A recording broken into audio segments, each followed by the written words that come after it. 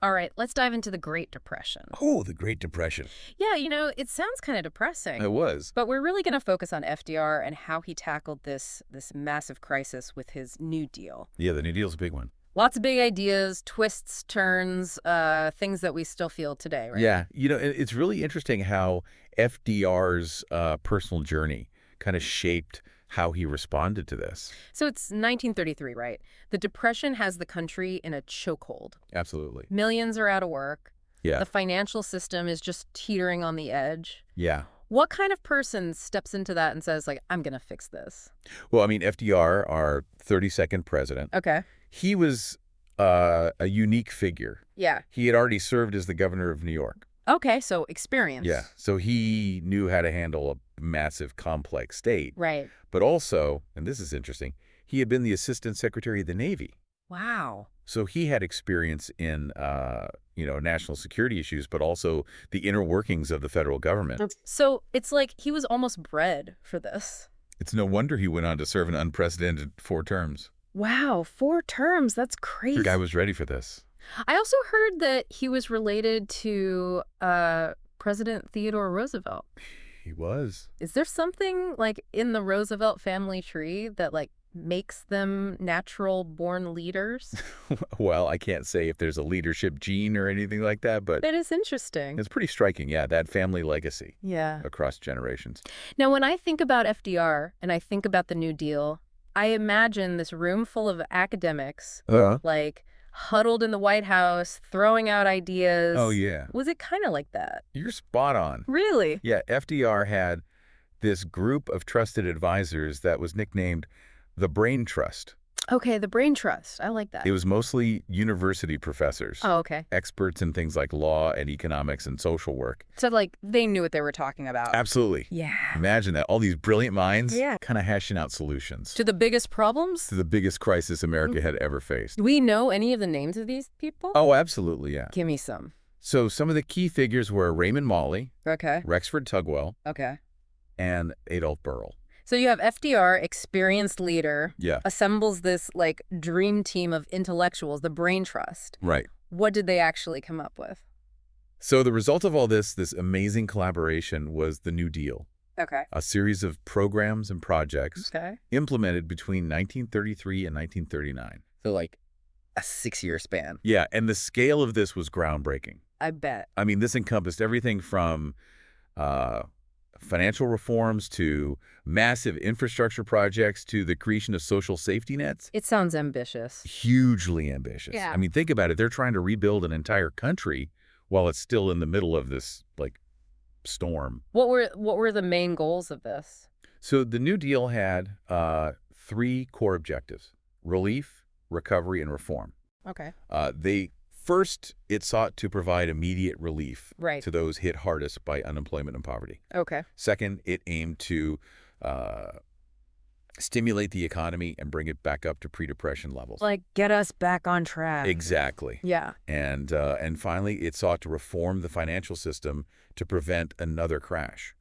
Like fireproofing the house. Exactly. Yeah. To prevent another crash like the one that triggered this whole mess. Give me some specific examples Sure. of what the New Deal looked like in action. Absolutely. So let's take the Tennessee Valley Authority, Okay. or TVA. Okay, TBA. This program, which was established in 1933, Okay. focused on the economic development of the Tennessee Valley region, Okay. which was hit particularly hard by the Depression. And they built dams? Yes, they built dams for flood control. They improved navigation on the river system. Okay. But most importantly, they generated hydroelectric power, Okay. bringing electricity to a region that had largely been in the dark. That's huge. Yeah, it was a massive undertaking. Yeah. And then there's the Civilian Conservation Corps, Okay. The CCC. or CCC. Yeah. Okay. This program employed, get this, over 3 million young men. 3 million. Yeah. Wow. In conservation and infrastructure projects across the country. Wow. 3 million young men. That's a massive workforce. Absolutely. I wonder how they even organized something like that. Yeah. It wasn't just about creating jobs, was it? No, you're right. It wasn't Yeah. just about creating jobs. It was Yeah. about building essential infrastructure and improving the quality of life Okay, for yeah. millions of people. For the CCC, were they just digging ditches, or were they, like, what were they doing? No, it was more than just digging ditches. I mean, they were planting trees. They were building trails. They were fighting forest fires. Wow. They were working on flood control projects. So literally rebuilding America.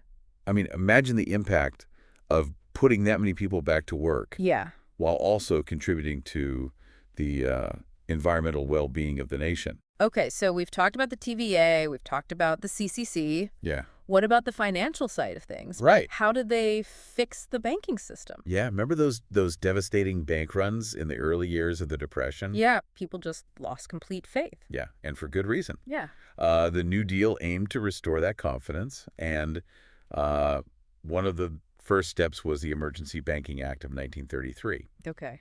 This act closed down weak banks Okay. and reorganized the rest, bringing some much-needed stability back to the financial sector. It sounds disruptive. It was a bold move. But I guess it worked. It did, yeah. It helped stabilize the banking system. Okay. But it went further. Yeah. The Glass-Steagall Act of 1933 was another landmark piece of legislation. What did that do? So it separated commercial banking, where you and I deposit our money, Okay. from investment banking, where they're, playing the stock market. Right. And this helped prevent some of the risky practices That got us into this mess. that led to the crash in the first place. Okay, yeah. And here's the kicker. This act created the FDIC, The FDI. the Federal Deposit Insurance Corporation. That's from back then. It was a revolutionary idea at the time. That's what protects our bank accounts today. Exactly. Wow, I didn't know that. Yeah. So the FDIC insured bank deposits, Okay. which meant that even if a bank failed, people wouldn't lose all their savings. So they tried to just instill confidence again? It was a huge step in restoring public trust in the banking system. Wow. And it didn't stop there. The New Deal also introduced regulations Okay. to curb speculation and fraud in the stock market Okay. through the Securities Act of 1933 Okay. and the Securities Exchange Act of 1934. These were designed to prevent another Wall Street crash. That's right, yeah, they were. Okay. And protect investors from shady practices. So it was tackling, like, the root causes of Yeah. the Depression and trying to, like, Trying to make sure it didn't happen again. not let it happen again. Yeah. But there were criticisms, right? Oh, Of absolutely. the New Deal. Yeah. Like, what were people saying? One of the major concerns was the level of government spending required for all these programs. Yeah. It led to what's called deficit spending. So, like, spending more money than the government had? Well, it's a concept that's still debated today. I bet. Yeah. Some economists argue that it can be So necessary things going. to jumpstart the economy during a downturn. And that was the thinking at the time. Okay. But it did lead to a significant increase in the national debt. Okay. How much are we talking? Well, just to give you an idea, Yeah. the national debt went from $22 billion in 1933 Okay. to $40 billion in 1939. That's almost double. Yeah. Were there other concerns besides the debt? Yes, another criticism was that it expanded the power of the federal government, Okay.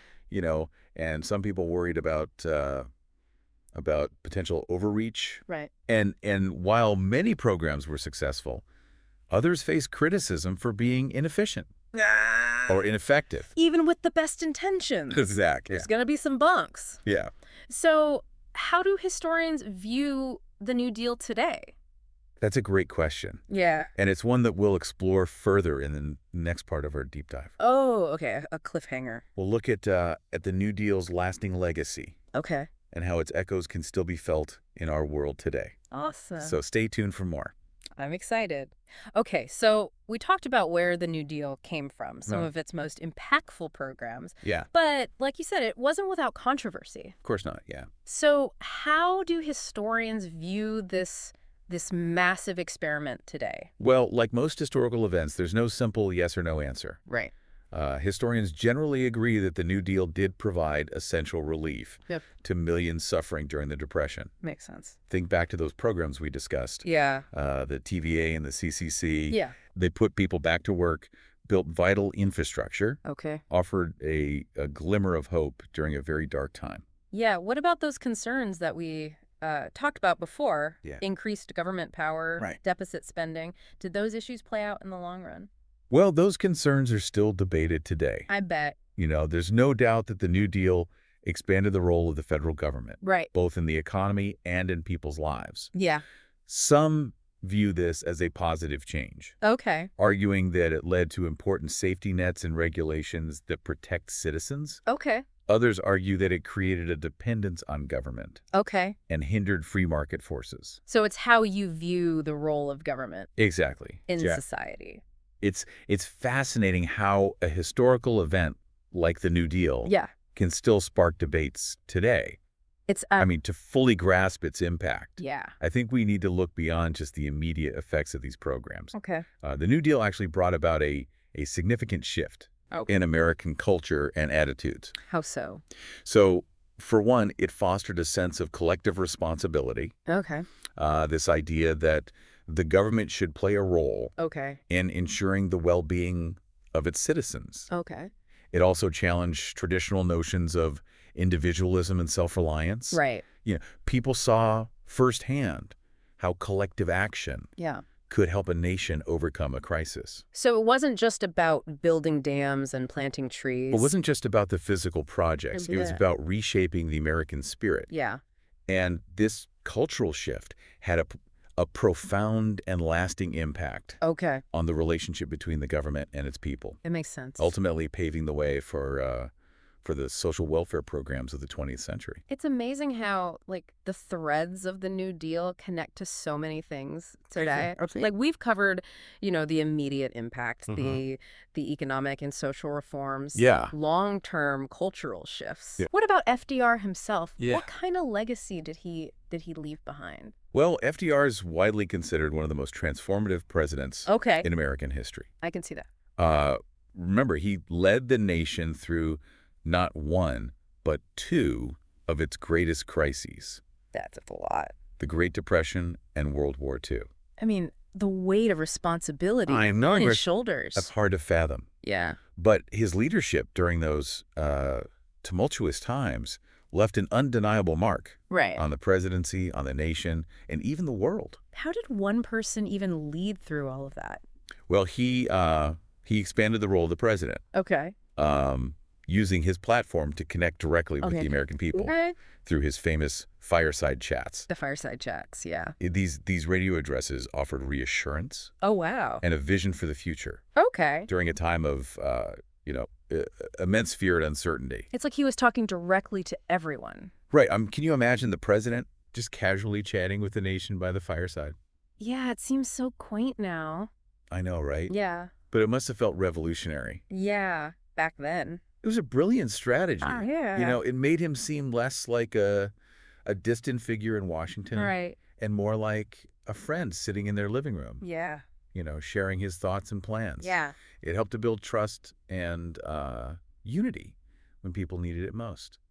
So FDR, a master communicator. I think so, yeah. It sounds like his legacy is like a mix of successes, controversies, lasting impact. Absolutely. And even today, like, we're still figuring it all out. Yeah, the New Deal continues to be a topic Yeah. that sparks passionate discussions Right. among historians, economists, political scientists, and I suspect those discussions will continue For a long time. for a long time to come. Now, there's one thing in our outline that we haven't touched on yet, Okay. and it mentions that FDR died in office. Gee. No, I know that, Yeah. but I never really connected it to the New Oh. Deal. Well, FDR died on April 12th, 1945, Okay. just a few months into his fourth term. Wow.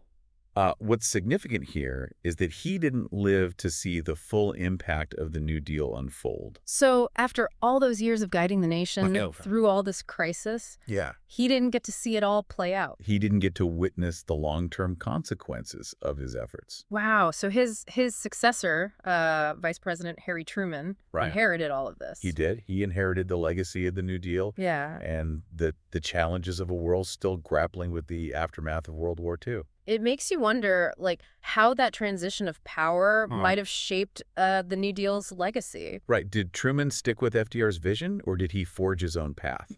That's a question for another deep dive. Exactly. Okay, so we really went in on the New Deal. We did. It's wild to think that something from, like, almost 100 years ago Yeah. is still so relevant today. It really speaks volumes, doesn't it? Yeah. About the lasting impact of the New Deal. Yeah. And the questions that it raised Right. about the role of government, about the economy, about society as a whole. It's a conversation that's still going on today. Absolutely. Yeah, in the 21st century. It makes me think about this question from the outline. Okay. It asks if some of the core principles of the New Deal, Right. like investing heavily in infrastructure or creating stronger social safety nets, Right. could those be relevant to what's going on today? It's a question worth exploring. Yeah. You know, I mean, we live in a different world than the 1930s, Of course. but many of the underlying economic and social issues that we grapple with today Yeah. have striking parallels Okay. to those times. I mean, income inequality, Yeah. persistent unemployment, Right. access to health care, the need for sustainable infrastructure, Yeah, sounds familiar. all concerns during the New Deal era. So, are you saying that we should just dust off the old New Deal playbook? Not quite. Okay. It's not about copying and pasting programs in the past. Right. It's about understanding the principles that guided them. Okay, like what? The belief in collective action, Okay. the commitment to social justice, Right. and the willingness to use government as a tool Yeah. to address systemic problems. So it's more about adapting the spirit of the New Deal. Exactly. Good Yeah, action. we need to ask ourselves, Okay. what would a quote-unquote New Deal for the 21st century look like? A 21st century New Deal. Yeah. That's interesting. What are the most urgent challenges of our time? Right. And how can we draw upon the lessons of the past To make things better. to build a more equitable and resilient future? Those are big questions. They are. And I don't think there are any easy answers. No. But it's cool to think about being bold and innovative in the way that FDR was in trying to fix the problems that we have today. Yeah, and that's the true power of studying history. Okay. It's not just about memorizing dates and names. Right. It's about understanding the forces that have shaped our world Okay. and using that knowledge to make more informed decisions in the present. So for our listeners who are now ready to dive deeper Yep. into this period in American history, what would you recommend? Well, I'd encourage everyone to explore primary sources from the era. Okay. Like what? Things like letters, diaries, photographs, Okay. and even audio recordings Okay. of FDR's fireside chats. You can listen to those. You can. They're out there. Wow. They offer a direct window into the lived experiences of those who witnessed the New Deal firsthand. What else? Don't stop there. Read biographies Okay. of key figures. Okay. Like FDR himself, Okay. Eleanor Roosevelt, the members of that incredible brain trust. Great. Explore different perspectives on the New Deal. Yeah. Both the triumphs and the criticisms. Okay. And most importantly, engage in thoughtful conversations Right. with others Yeah. about the lessons we can draw from this era. It's like an ongoing conversation. It is. Yeah. Spanning generations. It's about connecting the past to the present Yeah.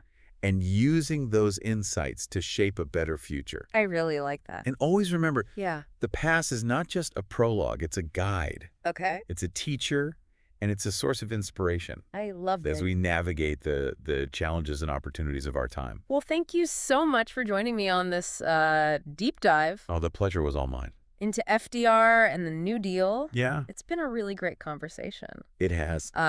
Until next time, Yes. keep exploring, keep questioning, Absolutely. and keep learning from history. Yes.